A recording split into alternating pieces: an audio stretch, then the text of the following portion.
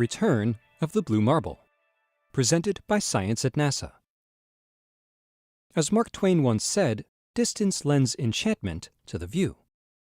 This definitely holds true for the Deep Space Climate Observatory, or DSCOVR, a new space weather mission from NOAA that also carries NASA instruments to keep an eye on Earth. Launched in February 2015, DSCOVR is now 1 million miles from Earth, where it can look back and see half our planet all at once.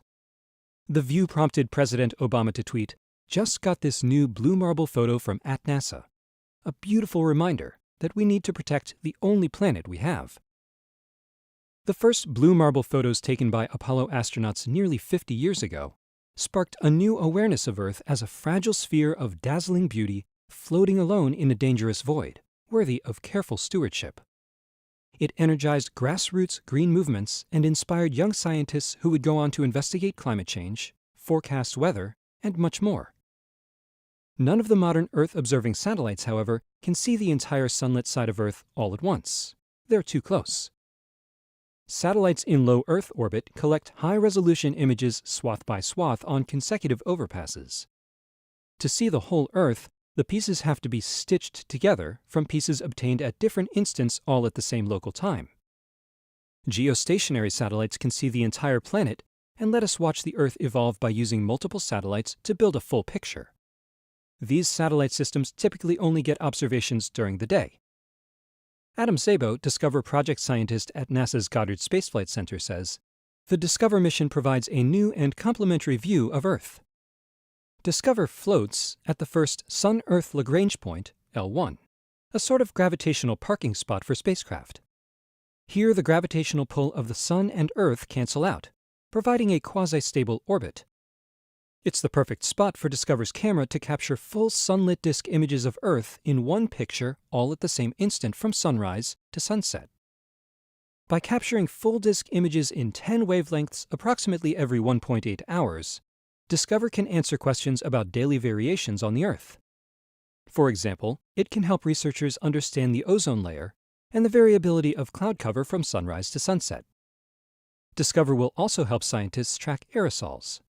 Szabo tells us it can see massive dust clouds moving from the Sahara Desert to the southern U.S. and Central America. And it can see smoke from large forest fires in remote northern Canada where nobody keeps an eye out.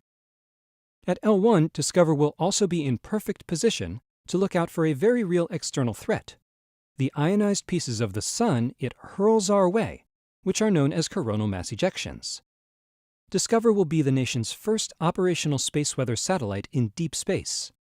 A partnership between NASA, NOAA, and the U.S. Air Force, this mission's primary objective is, in fact, to help NOAA provide timely space weather alerts and forecasts. The observatory also offers a rare view of the Moon. Because the Moon is tidally locked to Earth, only one side is visible from our planet. The unseen far side was shrouded in mystery until 1959, when the Soviet Luna 3 spacecraft swung around the Moon and photographed it from behind. This feat is repeated by the current high-resolution U.S. Lunar Reconnaissance Orbiter camera, or LROC.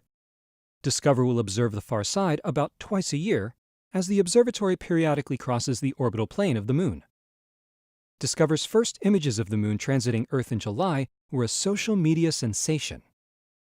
Since DSCOVR began regular observations, NASA is posting daily color images of Earth to a dedicated public website.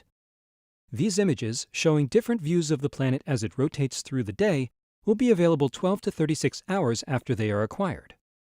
These are the first true color Earth images, where the colors are adjusted to closely match what the average human eye would see. Find DSCOVR's daily images at epic.gsfc.nasa.gov.